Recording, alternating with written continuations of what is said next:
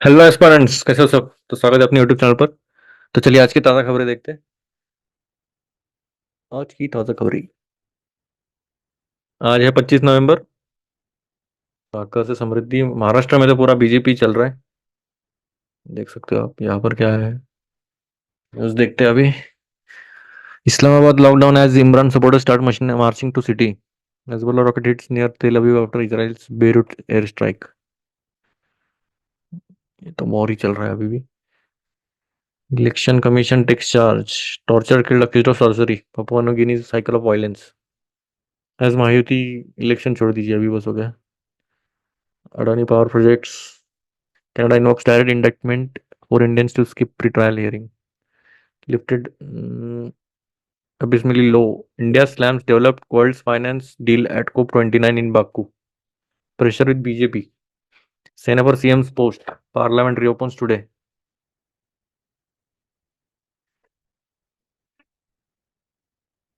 Only two rebels win but inflict damage on 7 Mayuti and 4 MVA candidates. चलो, election news हमारे लिए इतना important नहीं है। सबसे ज़्यादा तो इलेक्शन ही निकलेगा क्योंकि अभी रिजल्ट्स भी आउट हो गए। हम समझ सकते हैं, आपको भविष्य पढ़ने तो पढ़ सकते हो। थोड़ा इधर लोकेशन चेंज हो गया है मेरा, इसलिए थोड़ा नेटवर्क इशू आ सकता है बीच बीच में। लाड़की बहन क्या है की reason for defeat will start with renewed vigour. चलो ठीक है, 1.5 स्टेप फॉरवर्ड। Stunning victory. बहुत डेंजर, आई गेस 200। कितने सीट मिले? 216 ना, कितने सीट मिले BJP? Story of its own, how we won. सब महाराष्ट्र बीजेपी चल रहा है। बोलो। 3 सॉल्यूशंस फॉर क्लीनर, ये देखेंगे। Reading the landslide, BJP Mahayuti छोड़ दी है।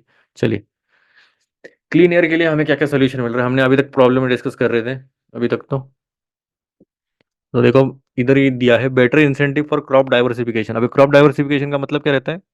हम क्या करते हैं जनरली, जो फार्मर्स लोग रहते हैं तो एक या दो क्रॉप ही रखते हैं, वो ज़्यादा डाइवर्सिफाई नहीं करते अपनी यील्ड को। तो हम अगर ज़्यादा पल्सेस हो गए या फिर जो भी अलग अलग क्रॉप्स है, अगर वो हमने डाल दिए अपने फॉर्म में, तो जो सॉइल की जो फर्टिलिटी है ना, वो मेंटेन रहती है, मतलब हेल्दी रहती है। अगर एक दो क्रॉप ही डालेंगे तो बार बार वो उसकी जो न्यूट्रिएंट्स है वो खत्म हो जाती है, इसलिए क्रॉप डाइवर्सिफिकेशन एक बेस्ट सोल्यूशन है। Greater investment in switch to electric vehicles. अभी पोल्यूशन कम करना है तो ये ज़्यादा से ज़्यादा इन्वेस्टमेंट करना चाहिए हमें इलेक्ट्रिक व्हीकल्स।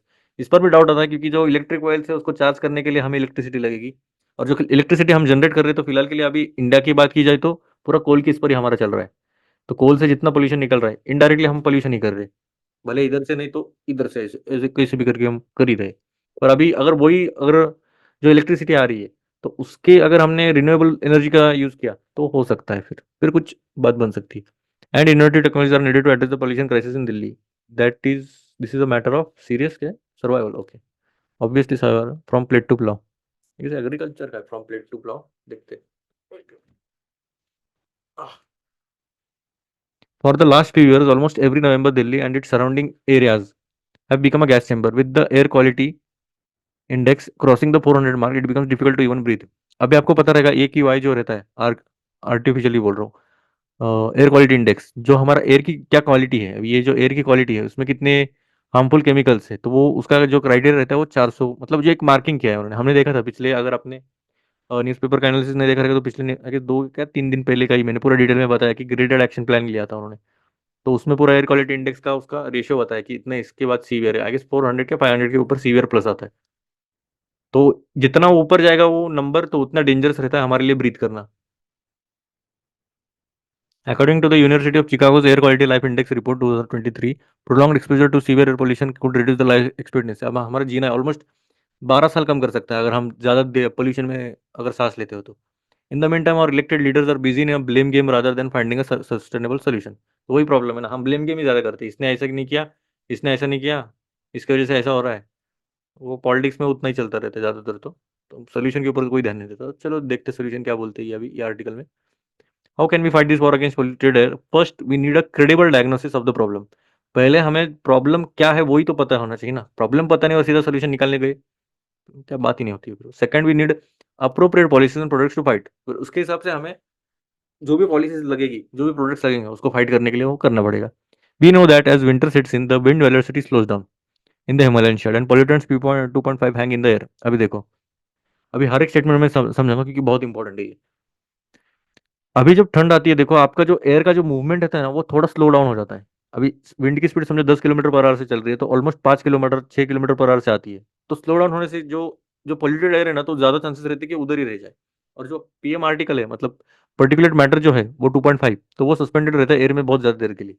तो वही हम इनहेल करते रहते हैं ज्यादातर तो, और सीधा लंग्स में जाता है by the way. What are the sources of these pollutants during these months? As per the Indian Institute of Tropical Meteorology, during the first half of November 2024, the relative contribution from stubble burning. अभी stubble burning क्या है?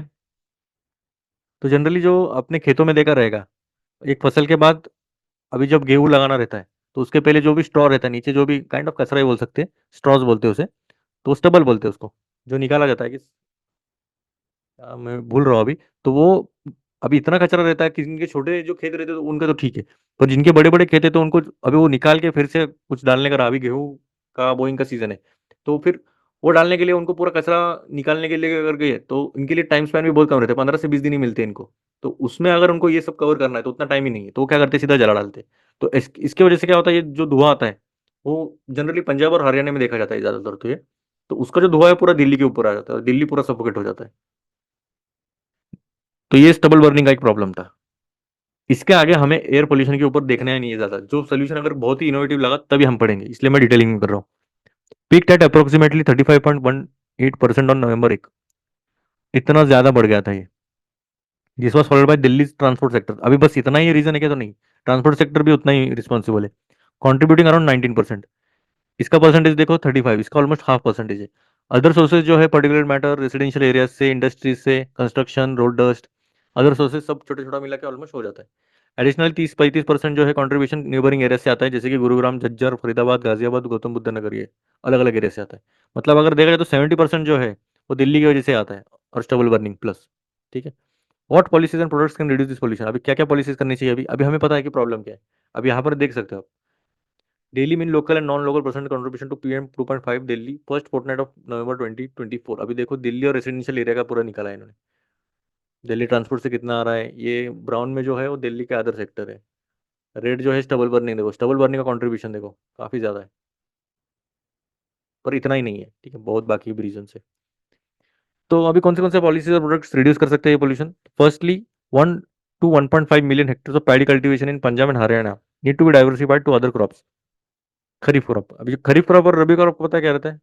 रबी ठंडी के लिए रहता है, खरीफ rainy season के लिए रहता है। तो ये बोल रही है कि जो डाइवर्सिफाई करना चाहिए हमें, बस पैडी कल्टीवेशन के लिए, मतलब जो चावल लगाते हैं उसके उसके अलावा भी अभी बाकी के भी जरा डाइवर्सिफाई करना चाहिए, जैसे कि अदर अदर खरीफ कौन से रहेंगे देखेंगे।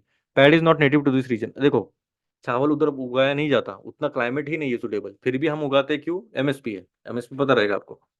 Both states have borne significant environmental cost to help the nation achieve cereal sufficiency. The center and state government are aware of this and have taken initial steps towards crop diversification. But farmers continue to grow paddy as this is most profitable of major field crops and has the least market risk due to open-ended procurement by the government. और एक मसला आता है वैसे देखा जाए तो paddy का। पहली बात, एक तो प्रॉफिटेबल जो है, प्रॉफिट क्यों है? तो गवर्नमेंट सीधा बोलती है कि अगर कोई नहीं ले रहा तो मैं ले लूंगा। तो वो हो गया फूड कॉर्पोरेशन ऑफ इंडिया वाले, वो पूरा टेंशन फ्री रहते कि भाई अच्छा कोई नहीं ले रहा मेरे पास आओ, मैं आपको अच्छे दाम में दे दूंगा। ये एक है। और उसके लिए मार्केट रिस्क भी बहुत कम है, क्योंकि ये बहुत ज़्यादा मात्रा में बना सकते हैं और उनको कंपटीशन भी ज़्यादा नहीं ऊपर के स्टेट्स में। तो एक और एक फायदा है, उधर के ऑलमोस्ट अरबपति हो गए जो भी फार्मर्स इनके। और research eight ICRIER reveals that a significant part of paddy profitability comes from large input subsidies। अच्छा सब्सिडीज भी मेजर रिसोर्सेज है, क्योंकि इनको सब्सिडीज भी मिलती है on free power, highly subsidise fertiliser, canal irrigation. देखो अगर आपको सब सुविधा मिल रही है, एक तो पहला क्या लगता है, बिजली। ठीक है, फिर फर्टिलाइजर लगते हैं, फिर आता है पानी। पानी कैसे आएगा? Canal irrigation. अगर ये सब मिल रहा है प्लस आपको सब्सिडी भी दे रही है सरकार, प्लस आप वो बोल रहे कि जो भी होगा आप मैं ले लूंगी, खत्म हो गया फिर। इन 2023 these subsidies dies amounted to rupees 38,000, almost 39,000 per hectare in paddy cultivation। समझ रहे हो, 40,000 के आसपास एक पर हेक्टर कमा रहे। But paddy cultivation in this leading to massive depletion of ground water. अभी अभी आपको पता है चावल के लिए पानी बहुत ज्यादा लगता है, तो उसके जैसे ग्राउंड वाटर लेवल है। अभी देखो इन्होंने बहुत सारे मसले एक साथ ही इंक्लूड किया है इन्होंने। एक ही मसले पर कितने सारे प्रॉब्लम्स आ सकते हैं और कैसे कैसे टैकल करना चाहिए, तो ये बेस्ट आर्टिकल है मेरे हिसाब से अभी तक का पोल्यूशन के ऊपर। तो ग्राउंड वाटर का डिप्लीशन भी हो रहा है, almost 11 to 12 metre in the last 22 metre, हमें 11 से 12 मीटर नीचे जाना पड़ रहा है, समझ सकते हो आप। उसके ऊपर paddy generates green house gases. अभी ग्रीन हाउस गैस जैसे आई मीथेन भी बहुत ज्यादा पैडी का इमिशंस करता है। ये farmer switch from paddy to से पल्सेस ऑयल सीड्स और मिलेट्स और even kharif maize, much of this inputs going to paddy can be saved. अभी वही बोल रहे कि अगर आप पैडी के बदले आपने अगर पल्सेस ऑयल सीड या मिलेट्स में अगर आपने इन्वेस्ट किया या फिर सब्सिडीज उधर डालने की कोशिश की, तो वो पैडी की वजह से जो भी प्रॉब्लम्स आ रहे हैं तो वो भी नहीं होंगे। This will help contain ground water depletion. एक तो ग्राउंड वाटर डिप्लीशन होगा क्योंकि जो पल्सेस वगैरह रहते हैं ना, उनको पानी बहुत कम लगता है। इवन वो आई गेस डेजर्ट्स में भी बना सकते हैं हम, वैसे देखा जाए तो पल्सेस की बात की जाए तो ग्रीन हाउस गैस इमिशन भी कम होगी। But farmers will switch from paddy only when they are profitable in comparing crop is similar to that of paddy and market receives minimal. अभी अभी कोई भी फार्मर उसको प्रॉफिट अच्छा खासा मिल रहा है, वो काय को स्विच करेगा? क्योंकि उसको क्या वो क्या बोलेगा, अगर मुझे इसमें से इतना प्रॉफिट मिल रहा है तो मैं स्विच क्यों करूँ? तो उसके लिए वो जब तक मार्केट में उसके हिसाब से रिस्क भी कम हो प्लस उसको प्रॉफिट भी ज्यादा हो तब जाएगा वो। Under the current crop diversification schemes Punjab and Haryana offer 17,500 पर hectare to farmers who switch from paddy to other crops. अभी देखो ये 17,500 दे रहे हैं और इधर देखो पैडी में कितना मिल रहा है। तो अभी ये इंसेंटिव बस एक साल के लिए दिया था वो भी। And it's too small to make the profits in alternative crops equal to paddy. अभी इसके मामले में और 39 छोड़ो ऑलमोस्ट 50% ही है, तो उतना कोई कोई रिस्क क्यों उठाएगा? We suggest that centre join hands with Punjab and Haryana government and double up this incentive to at least, and this should be assured for at least 5 year. अच्छा 5 सालों तक तो एटलीस्ट 35,000 तक भी देना चाहिए, ऐसा इनका मानना है। This would not cause any extra financial burden. देखो अभी अगर आप सेंटर की बात की जाए तो सेंटर अकेला इतना बर्डन नहीं इतना तो नहीं ले सकता बर्डन। तो ये क्या बोल रहे हैं कि पंजाब और हरियाणा गवर्नमेंट के साथ साथ मिलकर अगर हमने ये डबल इंसेंटिव कर दिया इतना भी, तो भी अच्छा खासा हो जाएगा मेरे हिसाब से। क्योंकि फर्टिलाइजर सब्सिडी पे बचा रहे हम, पावर सब्सिडीज जो भी है ये दोनों सब्सिडी के ऊपर का जो भी लोड आ रहा था वो इसमें डाल दिया तो बेस्ट रहेगा ना। Assured procurement of pulses and oilseeds from these states at minimum support prices would also help farmers in reducing market risk। अभी आप मार्केट रिस्क की बात करें तो एमएसपी पे हम वो खरीद सकते हैं जो भी पल्सेस और ऑयलसीड्स आप बनाओगे, which in turn will help in reducing imports of pulses and edible oils। This could be a good beginning not only for tackling Delhi's pollution but also for sustainable agriculture in Punjab and Haryana. देखो इसके साथ साथ हमें pollution भी कम करने मिल रहा है, plus जो सस्टेनेबल एग्रीकल्चर है मतलब क्या, जो ग्राउंड की फर्टिलिटी है वो भी मेंटेन हो रही है और ये जो पोल्यूशन है वो भी कम हो रहा है, तो डबल बेनिफिट्स है। डीजे चालू हो गया। The second key action is to expedite implementation of Delhi electric vehicles policy. अभी उसके साथ साथ हमने अगर ईवी भी चालू कर दिया, this policy aims for 25% of all new vehicle registration to be EVMs by 2024। अब ये बोल रहे कि भाई जो ईवी है इलेक्ट्रॉनिक व्हीकल्स जो है, तो 2024 तक ऑलमोस्ट सभी व्हीकल रजिस्ट्रेशन आ जाएगा इसमें। अभी एक्सटेंड करके मार्च 25 तक किया है, देखते हैं अभी लॉन्च हो जाएगा ईवी 2.0 पॉलिसी तब देखेंगे। Besides the high upfront cost of EVs, shortage of charging points has constrained its fast Uptake. देखो प्रॉब्लम क्या था, आप ईवी तो ले लोगे, चार्जिंग कहाँ करोगे घर में बार बार घर में कितना चार्ज करोगे? तो चार्जिंग पॉइंट्स भी एक प्रॉब्लम आता है कि शॉर्टेज है अभी भी, तो वो भी एक इंफ्रास्ट्रक्चर अगर हो गया और भी वेस्ट हो जाएगा। Given the acute air pollution in Delhi, EV purchase and its charging infrastructure needs to be taken up on war footing. ठीक है, अगर इस पर वॉर फुटिंग मतलब क्या, सामने लेना चाहिए सीधा, चार्जिंग का इंफ्रास्ट्रक्चर सीधा बूस्ट भी करना चाहिए। While the Delhi government plans to establish at least 30,000 charging points across the city, current data from the Switch Delhi website shows only 1919 charging station. अभी दिल्ली में बस 1900 चार्जिंग स्टेशन है, तो उसमें अभी कितने ईवी चलाएंगे, है ना? इसलिए 30,000 एटलीस्ट चार्जिंग पॉइंट चाहिए, ऐसा दिल्ली गवर्नमेंट प्लान कर रही है। 2,500 charging points, 232 battery swapping station. It should be mandatory for parking areas in residential colonies, offices, malls to include EV charging points. ये बोल रहे कि रेसिडेंशियल कॉलोनीज जो भी है जहाँ पर आप रहते हो वहां पर होना चाहिए, ऑफिसेज में होना चाहिए, मॉल्स में होना चाहिए EV charging points. The third policy action, देखो सेकंड तो ईवी पर हो गया, पहला क्या था मुझे बताओ, क्या था? एमएसपी डबलिंग, ठीक है वो था। Third policy action needed is to introduce innovative technology to capture air pollution such as installing vacuum cleaner towers, smog towers. अभी देखो एक स्मॉग टावर रहता है, वो क्या करता है, जो भी बोल सकते हैं जो इम्प्योरिटीज रहती है एयर की वो एब्जॉर्ब करता है और क्लीन एयर छोड़ता है। इन शॉर्ट प्लांट का काम करता है स्मॉग टावर। स्मॉग होने नहीं देगा वो। स्मॉग क्या रहता है, स्मोक प्लस फॉग, धुका बोलते हैं ना, धुका मराठी में। अभी मराठी आपको कितना पता नहीं, विजिबिलिटी बहुत कम हो जाती है तो वो बोलते हैं, वो नहीं होने देंगे। अभी आप दिल्ली में कंडीशन देखो, आप सर्च मार के देखो बस, सामने का 1-2 मीटर के आगे दिखेगा ही नहीं आपको, इतना बेकार चल रहा है अभी। In fact it won't be a bad idea if the app government in Delhi changes it's party symbol from झाड़ू टू वैक्यूम क्लीनर ये क्या है, ये कैसे सजेशन है? अभी झाड़ू से सीधा वैक्यूम क्लीनर हो गया, तो ऐसी जरूरत भी है? With such a mix of policies, technology and economics, Delhi can win the battle. अच्छे सोल्यूशन दिए वैसे देखा जाए तो, ठीक है, नॉट बैड। इसको बोलते हैं आर्टिकल। एक भी लाइन ऐसा नहीं लिखा है कि भाई क्या लिखा है, कुछ तालमेल नहीं खा रहा है, ऐसा भी नहीं लिखा है उन्होंने। अच्छा लिखा है। वह Shia versus Sunni clashes continue Pakistan Kurram. Kurram कहाँ पर है? तो पाकिस्तान में इतना याद रख गया, सड्डा, परचनूर, ऊपर कुर्रम, लोअर कुर्रम, कुर्रम कुर्रम ही कर रहा है, कर्रम कुर्रम। ठीक है, ये आर्टिकल हो गया। लैंडस्लाइड छोड़ दीजिए। शिया सुन्नी नॉट इंटरेस्टेड। अच्छा, ये सैटेलाइट का क्या है, देखते हैं। डीजे का आवाज आ रहा है क्या आपको? नहीं, कोई नहीं।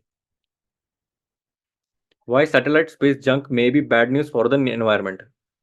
अभी आपको पता है ये अर्थ है हमारी, ठीक है, इधर गई हमारी अर्थ, चलो ये अर्थ है। हमने देखो बस पृथ्वी पर ही नहीं, स्पेस में भी कचरा किया है ठीक है, उसको बोलते हैं स्पेस जंक। जो भी सैटेलाइट भेजते समझो वो फुट गए बिड़ गए तो वो रिवॉल्व होते रहते आजू बाजू अर्थ के। आप लगा तो एक सर्च मार के देख लेना, अभी अब भी देखते, चलो अब भी दिखा था आपको, अभी थोड़ा नेट का इशू चल रहा है इधर। तो ठीक है, बाद में आप देख लेना, ठीक है, ये थोड़ा नेट का इशू चल रहा है इसलिए स्लो चलेगा। कोई नहीं, बस स्पेस जंक डाल देना, आपको एक पूरा दिख जाएगा कि कितना स्पेस जंक है, आपको लगेगा भी नहीं कितना रह सकता है। अभी देखते, more than 10,000 active satellites are in orbit around the planet today. 10,000 से एक्टिव सैटेलाइट, 10,000 कितने बोलते हो, समझ रहे हो ना आप? This number is estimated to shoot up to more than 1 lakh by the 2030। मतलब एक 6 सालों में 10,000 से सीधा 1 लाख होने वाला है, मतलब half a million in the decades to follow. Most satellites at the end of their life cycle fall to a fiery death through Earth's atmosphere as they disintegrate. However, they leave all kinds of pollutants in the upper atmosphere. As the atmosphere goes up, so will this pollution, and some scientists are worried. देखो, pollution की बात नहीं है, आप कोई अगर नया satellite भी ऊपर भेज रहे हो, अगर उधर डेब्रिज टकरा गए, स्पेस डेब्रिज बोलते हैं उसे, वो टकरा गए तो आपका क्या रॉकेट ही खत्म हो जाता है, अगर फ्यूल टैंक को लग गया तो खत्म ही हो गया। तो वो एक थोड़ा ध्यान रखना चाहिए। प्लस पोल्यूशन भी बहुत ज्यादा, ये दिख रहा है पोल्यूशन कितना पोल्यूशन करते हैं ये, उसके जो भी अपर एटमॉस्फेयर में जो भी पोल्यूटेंट्स रहते हो तो वो रिवॉल्व करते रहते। Polluting satellites, Daniel Murphy, an atmospheric scientist at the US National Oceanographic Atmospheric Administration, NOAA, and others have presented that evidence that 10% of the aerosol particles in the stratosphere contain aluminum and other metals that originate from the burn-up of satellites and rocket stages during recent entry. कुछ समझ में आ गया आपको? नहीं ना, ठीक है, कोई नहीं। ये क्या बोल रहे हैं, जो भी पार्टिकल्स रहते हैं ना अपने इसके सैटेलाइट्स के, तो वो ऑलमोस्ट 10% जो रहते हैं ना वो पार्टिकल्स स्ट्रेटोस्फेयर में रहते हैं, उसमें एल्यूमिनियम और अदर मेटल्स रहते हैं जो दूसरे सैटेलाइट को जला सकते हैं, इतना खतरनाक। Conor Barker, an atmospheric chemist from the University College of London, and others found that emissions of aluminum and nitrogen oxides from satellite reentries significantly increased from 3.3 billion grams in 2020 to 5.6 billion. इतना ग्राम बढ़ गया almost, 2 गुना बोल सकते हैं। Also on the rise were emission from rocket launches, which leaves pollutants such as black carbon, nitrogen oxide, carbon dioxide। देखो, अलग अलग rocket launches की बात की, सैटेलाइट री एंट्री की बात की, ये क्या क्या छोड़ते हैं वो सब बोल दिया इन्होंने। ठीक है, इम्पैक्ट ऑफ पोल्यूशन देखना ही पड़ेगा, काफी इंपॉर्टेंट है। आज काफी इंपॉर्टेंट आर्टिकल आ रहे हैं वैसे। While pollution from burnt up satellite high up high up in the atmosphere is seemingly a distant concern for humans, it might lead to ripple effects that will change the chemistry of the atmosphere. This is not good news. Life on Earth has evolved over billions of years to adjust the planet's specific environment. Even small changes could trigger massive chaos on the planet. देखो, अगर हम अर्थ की बात की जाए ना, तो अभी तक जितनी भी लाइफ है अर्थ पे, तो वो हमारे बिलियन साल लग गए थे हमें अभी जो स्टेज पर हम अभी है, तो उसको बिलियन साल के बाद हमें ये स्टेज पे आ रहे हैं। अगर कुछ मेजर इवेंट होता है, मतलब मेजर इवेंट का मतलब स्टार्ट, शुरुआत मतलब छोटे से होती है, एक चिंगारी काफी होती है आग लगाने के लिए, पूरा जंगल जला सकती है, तो वैसी बात है। तो अगर छोटा भी chaos हो जाता है तो पूरा मतलब पूरा ट्रिगर करेगा, पूरा chaos हो जाएगा प्लेनेट पर, और ये सबसे बड़ा chaos है बोल सकते हैं। साइंटिस्ट और particular concern about the impact of this pollution on the ozone layer. देखो, ओजोन लेयर में भी बहुत प्रॉब्लम आएगा।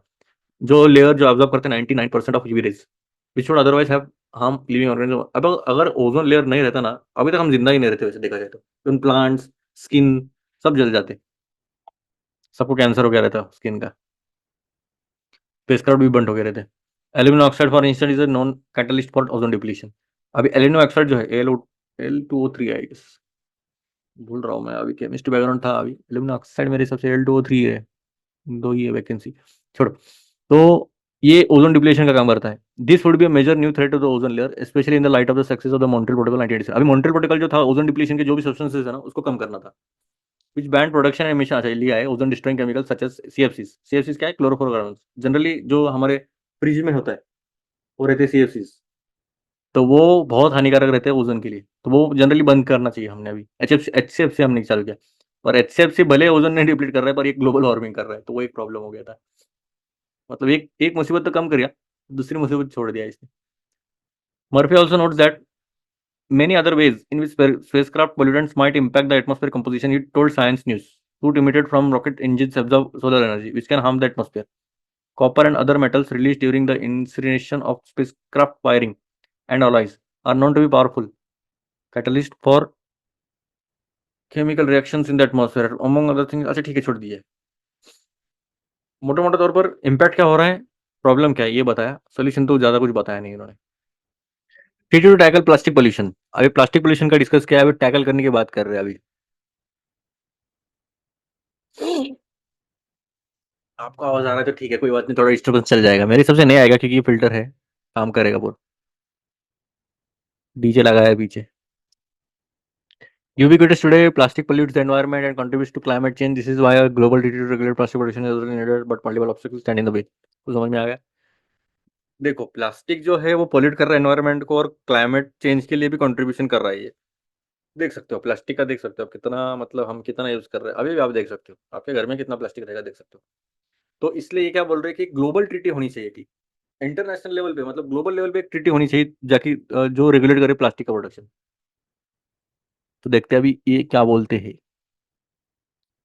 तो प्लास्टिक पोल्यूशन एंड करने के लिए एक लीगली ग्लोबल बाइंडिंग ट्रीटी करने वाले हैं, इंक्लूडिंग मरीन पोल्यूशन। ठीक है, बस प्लास्टिक पोल्यूशन ही नहीं, प्लास्टिक जो है मरीन में भी, मरीन मतलब क्या, ओशन में।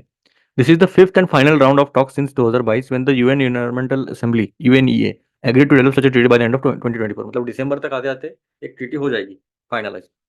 देखते हैं अभी ग्लोबल ट्रीटी क्या, इसमें क्या क्यों रिक्वायर थी, तो ऑब्वियसली बात है क्यों रिक्वायर करेंगी, फिर भी हम देख ही लेते। Owing to its adaptable properties and versatile use, plastic has become almost indispensable for humans. As a result, plastic production has skyrocketed across the world in recent decades. The annual global production, अभी देखो, एक तो बात जो हमारा plastic का use है, तो आप सारे किराने के भी स्टोर में जाओगे तो आप सीधा प्लास्टिक की डिमांड करते हो कि भाई आप प्लास्टिक दे दो। कोशिश कीजिएगा कि भाई प्लास्टिक जितना हो सकता है उतना कम करिए यूज, प्लस आप खुद से जो है घर से ही लेके जाया करिए। मतलब उससे एटलीस्ट एक छोटा इनिशिएटिव तो रहेगा कि जो प्लास्टिक वो देने वाले रहेंगे तो उसका जो प्रोडक्शन है वो कम तो भी हो जाए एटलीस्ट। ठीक है, छोटे छोटे इनिशिएटिव से बड़ा आउटकम निकलता है बाय द वे।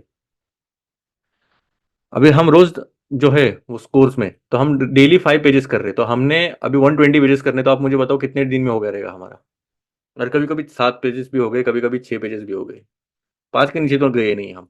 आप अंदाजा लगाइए, 125 पेजेस का मंथली मैगजीन है, ऑलमोस्ट 25 डेज में हमने पूरा खत्म किया, उससे भी कम एक्चुअली, 23 या 22 डेज में ही हमने खत्म किया है। चलो, तो ये बस हम 5 पेजेस पढ़ने हैं, और हमें 120 पेजेस अगर एक ही दिन में पढ़ने देते तो हम कितना रिटेन करेंगे, कितना याद रखेंगे, कितना रिवाइज करेंगे, तो वो एक डिफिकल्टी हो जाती। अब ये पढ़ने के बाद हम 4-5 दिन रिवाइज करेंगे, फिर उसके बाद फिर नेक्स्ट मैगजीन। मतलब ऐसे ऐसे करते करते हमें करना है, मतलब बाद में तो हमें बस 15-15 दिन में ही वो मैगजीन खत्म करनी है, तो उसके बाद में हम थोड़ा पेजेस का क्वांटिटी भी बढ़ाएंगे। So let's see. तो क्या है, ग्लोबल प्रोडक्शन जो है प्लास्टिक का डबल हो गया है, 234 मिलियन टन से 2000 में था तो 460 मिलियन टन हो गया 2019 में। मतलब ऑलमोस्ट एक 20 सालों में तो इतना हो गया है, ऑलमोस्ट डबल हो गया है। Nearly half of this production in Asia followed by north America. 50% के आसपास एशिया प्रोड्यूस कर रहा है, नॉर्थ अमेरिका 19%, यूरोप 15%, मतलब ऑलमोस्ट एक 34% प्लस 50, मतलब ऑलमोस्ट 85% जो है ये तीन कॉन्टिनेंट्स ही बना रही है। Plastic production is expected to touch 700 million tonne by 2040 according to a report by OECD. This are led to crisis as plastic takes anywhere from 220 से 500 साल टू डिकम्पोज। देखो ये एक प्रॉब्लम है, प्लास्टिक का प्रॉब्लम क्या पता है कि आप अगर अपने फेंक भी दिया प्लास्टिक, जो मट्टी है वो डिकम्पोज नहीं कर पाती, वो उसको तोड़ नहीं पाती और सीधा मट्टी के फॉर्म में नहीं कर सकती, तो उसको जो वो डिकम्पोजिशन का जो प्रोसेस है उसको काफी ज्यादा टाइम लगता है, 20 से 500 साल लगेंगे, मतलब हम रहेंगे भी नहीं यहाँ पर 500 साल बोला तो। And less than 10% has been recycled according to a 2023 study publish by the Lancet. अभी देखो ये बस डाटा ही देते जा रहे, about 400 million tonne of plastic waste is generated annually, figure expected to jump by 62%, almost 62% इसमें हो जाएगा। Much of the plastic waste leaks into the environment, especially into rivers and oceans, where it breaks down into smaller particles. This has severely impacted the environment and health of living beings. Scientific studies submitted to the UNEP have found that exposure to chemicals in plastic can cause endocrine disruptions and a range of human diseases including cancer, diabetes, reproductive disorders। मतलब देखो आप अगर exposure होता है ऐसे chemicals का plastic में, तो इसमें क्या क्या हो सकता है, देखो इतने सारे डिसीजेस हो जाते हैं, और ये marine, fresh water, land ecosystem को भी हार्म करता है। Plastic contribute climate change as well. अभी क्लाइमेट चेंज में भी ये कॉन्ट्रीब्यूट करता है। ऑलमोस्ट 3.6% जो है global green house gas emission इनसे आते हैं। 90% जो है quantified emission coming from plastic pollution which uses fossil fuels as raw material. The remaining 10% of emissions were release during plastic waste management and treatment. अब plastic waste management के time पे भी emissions निकल रहे हैं, मतलब देख समझ रहे हो आप। If current trend continues, emissions from the production could grow 20% by 2050। मतलब देखो इसका जो रेट है वो काफी ज्यादा तेजी से बढ़ने लग गया है। इसलिए हमें एक ग्लोबल ट्रीटी की बहुत ज्यादा जरूरत है। आप देख सकते हो ग्लोबल प्लास्टिक प्रोडक्शन। अभी देखो, आपका अभी प्लास्टिक पर कोई भी सवाल आ रहा है तो ये ग्राफ निकालना है आपको, ठीक है। ये 400, 300, 100 और ये ग्राफ, मतलब बस ऐसे करके एक ग्राफ बना दिया, ये 100, 200, 300, 400, और इधर एक आंकड़ा रख दीजिए, ठीक है। ऑलमोस्ट देखो एक्सपोनेंशियली हो रहा है, सीधा कर्व ही है ये। India contributes to a fifth of global plastic pollution according to a study published in the journal Nature in September. It accounts for 20% of the world's plastic pollution with emission of 9.3 million. अभी आप देख सकते हो हमारा पांचवा स्थान है इसमें, जहां नहीं होना चाहिए वहां ज्यादा स्थान है हमारा। अपर ही आपने देखा रहेगा, which is significantly more than countries next in the list. मतलब इनसे कितना ज्यादा, देखो हमारा 9.3 है, सेकंड जो कंट्री आती है उसके बाद नाइजीरिया, इंडोनेशिया 3.5, 3.4, 2.8 मिलियन टन। अभी चाइना इतना बड़ा कंट्री रह के भी 2.8 मिलियन टन ही प्लास्टिक प्रोड्यूस कर रहा है, और हमारा देखो 20% जो है हमारा वर्ल्ड का ग्लोबल प्लास्टिक पोल्यूशन हमारे वजह से हो रहा है, emissions. What is on negotiable table? Negotiations primarily pertain to formulating a global set of rules that will address plastic pollution through its life cycle from fossil fuel based production and the challenges of managing plastic waste.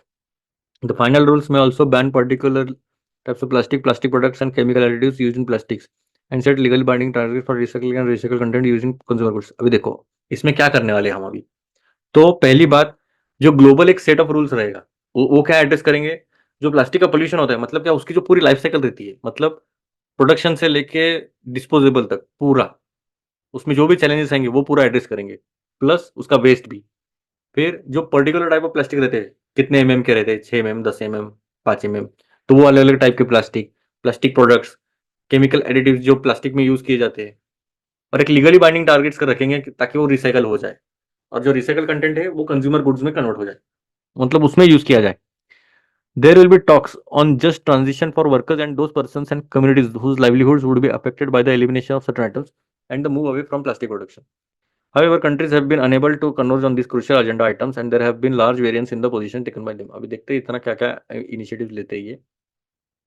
For instance, countries have failed to agree on the framing and language of how to proceed with production caps. That is because oil and gas rich countries and major petrochemical producing plastic producing nations have opposed negotiations.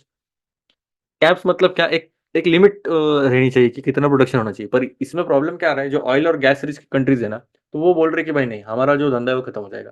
अभी खुद का धंधा क्यों बंद कराएंगे ये? जैसे कि Saudi Arabia, Iran, Russia, Kazakhstan, Egypt, Kuwait, Malaysia और इवन इंडिया रेजिस्टेंस बोला है कि भाई हमारा इतना स्ट्रिक्टर मैंडेट्स नहीं रख सकते आप। Instead propose downstream measures such as innovative waste management. अभी इन्होंने क्या बोला, प्रोडक्शन के बदले नहीं चाहिए हमें, नीचे से चालू करो। मतलब क्या, waste management, sustainable plastic use करेंगे हम, वैसे वाले बोलो, हम वैसे करेंगे, प्रोडक्शन वाले पे नहीं। प्रोडक्शन हम करेंगे, don't worry. On the other hand, Rwanda, Peru and the European have proposed ambitious targets for curbing plastic pollution. अभी इन्होंने बोला है कि हम प्लास्टिक पोल्यूशन खत्म ही करेंगे। रवांडा ने प्रपोज किया 40% रिडक्शन 2040 तक, और बेसलाइन रखी 2025। ये होता है खतरनाक target. Countries have not been able to agree on the subject of finance. अभी फाइनेंस में तो बहुत मेजर इशू रहता है। यूनेप्स Intergovernmental Negotiation Committee, which is leading the negotiation, noted in the draft text that countries should make efforts to increase the mobilization of private funding, including alignment of public and private investment and finance to achieve। अच्छा ठीक है, देखो UNEP का जो है ये committee, तो ये बोल रही है कि थोड़ा नेगोशिएशन हम कर रहे हैं कि इसके ऊपर की भाई जो मोबिलाइजेशन है प्राइवेट फंडिंग वगैरह, तो वो आ जाए इसमें। इवन पब्लिक और प्राइवेट इन्वेस्टमेंट भी आना चाहिए फाइनेंस के लिए। अब इंडिया की पोजीशन क्या है, इंडिया ठंडा है क्या, देखते हैं अभी। India has made it clear that it does not support any restrictions on the production of polymers. Restrictions are beyond the mandate of UNEA's resolution adopted at Nairobi in 2022, according to India. ठीक है. The country has also sought the inclusion of financial and technical assistance and technology transfer in the substantive provisions of the final treaty. On the exclusion of harmful chemicals used for plastic production, India said that any decision should be based on scientific studies and the regulation of such chemicals should happen domestically. देखो, हम ऐसे बोल नहीं रहे कि हम नहीं करेंगे, कुछ नहीं करेंगे।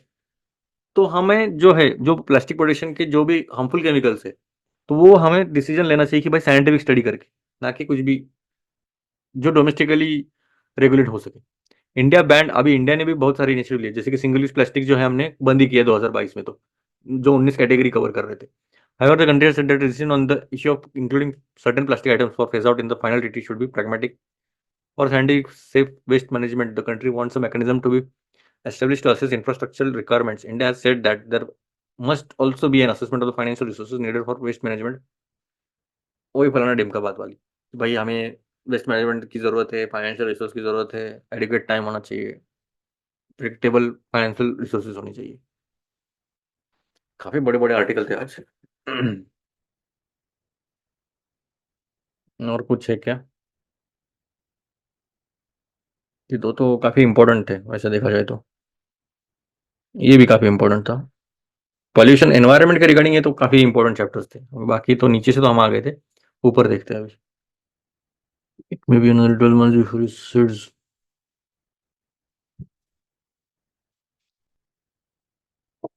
ठीक है, दूसरा क्या है? MPC release exam schedule for 2022 follow UPSC pattern.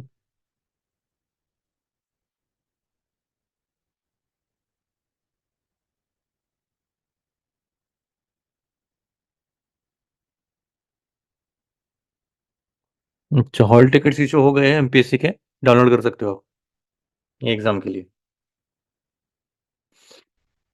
बाकी इसमें कुछ है नहीं मेरे हिसाब से।